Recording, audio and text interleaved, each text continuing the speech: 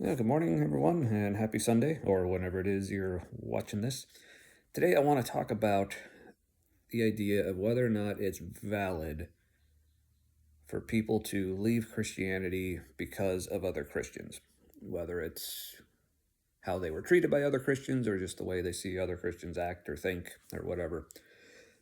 I want to start by saying none of these reasons were really reasons that I ended up leaving the faith. I left for plenty of other reasons, some kind of connected to this, but I may get into that. But if you're curious as to why, I mean, there's plenty of other places like videos I've made or other posts or whatever where I talked more about that in depth. So if you're curious, yeah, comment or message me or whatever. If you just want to have a chat or want me to point you to some of those, be happy to do that. But anyway, so this idea of leaving the faith because of other Christians.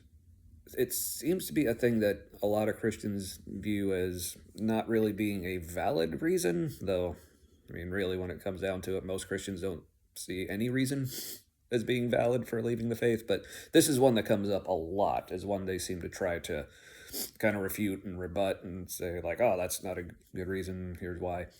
So, like, a common trope is, like, look, if you left Christianity because Christians hurt you. It wasn't God that hurt you, it was the church. So if that means your faith wasn't in God, it was in people. Um, and that's, man. I mean, on the surface of it, that seems kind of invalidating for what a person has like gone through, and even a lot of Christians will recognize this. Yeah, I've seen like there's this meme going around that basically has that statement, but then this is usually posted by Christians, then someone else goes in and like crosses out the "your faith was in people, not God" part, and then they write in "your pain is valid and God sees you," which remember as a Christian, especially in my latter days as a Christian, that's where I was like, yeah, that's it. Yeah, you don't need to denigrate them for being upset. Just it's more important to let them know that God sees them where they are and He understands their pain. But then after leaving Christianity, and this, like I said, is part of my thinking on my way out as well, but I was like, okay, so God may not have been the one who actually hurt them, and even if He sees and understands their pain, it's like He still let it happen. So I actually made my own version of this meme where I crossed out the edition that they made, where like God sees you and your pain is valid. I crossed that out and said, God sees you and He could have done something about it, right? Because yeah, so because I want to take on that aspect of this idea first. Cause I think there's two main things to talk about here. It's like whether the hurt caused by other Christians is a valid reason, or other things about Christianity, like the hypocrisy or the lack of agreement, or just general ways of Christian thinking, are valid reasons as well. But yeah, but as far as the like church hurt and how that's kind of seen as not a good reason because, well, again, that thing, it wasn't God that hurt you, it was the church. Or even if you say, well, hey, God sees that pain and understands, and that's valid. I still got to say, okay, God, if you are there, which I still highly doubt, but if you are there and you see the pain and hurt being caused to someone that's being done by your people and you don't do anything about it, I don't know. To me, that's a valid reason to be upset with Christianity or even God Himself. I mean, I love going back to the parenting analogy, where if I was out with my kids, especially when they were little, because I think one thing that's important to keep in this analogy is like the kind of like power dynamic and how much more powerful the parent or God is compared to us, the children. So I usually use examples like when my kids are young, like toddlers, early elementary, whatever, where they're still like doing their own thing, but I still can, physically or not, exert a little more control over the situation. So say I'm out with my kids, or like at a park or something, and they just start beating up on other kids at the park. And I see it happen, and I just don't do anything. I just, gotta let them have the free will. uh, fucking hate that argument. But if that's the case, like the other kids and like the other kids' parents, when they come along and see what happens, yeah, obviously they're going to be upset with my kids for beating up on their kids. But I mean, would anyone say that they would not be justified in also being upset with me for letting it happen and not stepping in when I could have done something to stop it? Like, of course they would still be upset with me. Like, that makes perfect sense. So, how much more should we be holding God responsible when his kids are acting up and doing horrible and shitty things to other people? Like, I'm not letting him off the hook because he's not the one directly doing it. It's like, well, he still sat around and let it happen. Like, how is that okay? And how is that not a valid reason for someone to leave the faith? Even if someone actually does still believe that God's there, but this whole Christianity thing is sold to them as this is a relationship and this God loves you so much. It's like, well, this is supposed to be a relationship and he's letting this shit happen to me? I mean, again, think of any other relationship. If you're in like a friendship or other type of relationship with someone and they're just letting other people mistreat you when they could do something about it, or at least like step in to try to stop it, and they just don't. Especially like if it's like their other friends like picking on you and treating you like shit and they don't do anything about it.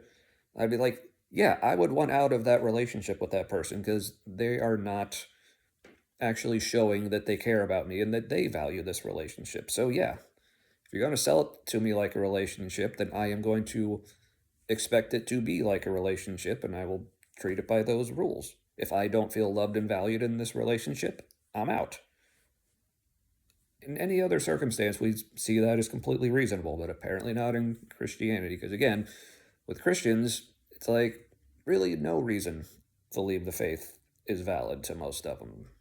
But because they have to find excuses and reasons for any reason that anyone gives, that's why I say, well, that's not, yeah, they just have to say it's not valid, whatever. So another reason that I think it's valid to leave Christianity because of other Christians is the lack of agreement. This is something I've talked about a few times recently where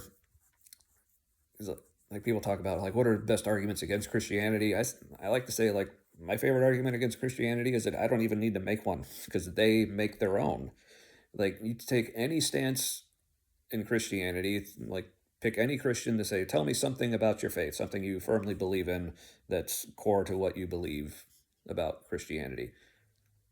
And you could find thousands of other Christians who disagree with them, all and on both sides with scripture to back them up. So it's like if Christians themselves can't even agree on what their faith is, then how can you expect someone else to believe in it if they can't even make up their minds what it even is? Especially considering, if you read, I believe it's in the Gospel of John, when Jesus is in the Garden of Gethsemane, before his crucifixion, and he's there praying like so intensely that he's like sweating blood or whatever. One of the things he prays, which first of all, the fact that like Jesus is praying to God and saying things like "not my will but yours," if they're supposed to be the same person, that's a whole separate issue. That the church was even dealing with all the way up to the Council of Nicaea. So tell me again how clear the Bible is, especially on your Christology. But I digress. One of the things that Jesus prayed for is he prayed that all of his followers would be unified. And I don't remember his exact words. You can go look it up. You can see. But he's basically saying, I want my followers to be one, just as you and I are one. As he's praying to God, saying, just you and me are one. I want my followers to all be one. Okay, so unified. And he says, so that people will believe in me and that you sent me. So essentially, Jesus here is hinging the truth of Christianity on the unity of Christians, of his followers. So, so if anyone wants to look out at Christianity and tell me that they're unified, I mean that's going to be a tough sell, to say the least. I'd probably sooner buy a bridge from you, if I'm honest. Um, so yeah, I mean that alone should be enough to discount the whole thing. Now, of course, Christians will come back. Oh, but anyone who disagrees with me, like, or my version of Christianity, well, they're just not true Christians. Like, okay, well, like I said, when I hear their version that you disagree with and say isn't true, like I see they have scriptural support for what they believe as well. So how am I supposed to know which one of you is correct? Because it would be really great if God really did care about the unity of his followers and a single message to put out there for people to believe and accept or reject, either way. You'd think he would see all of this like division and confusion amongst what his followers are teaching, and at some point, maybe multiple points as needed, like actually step in and set their shit straight if he really cared about other people believing it.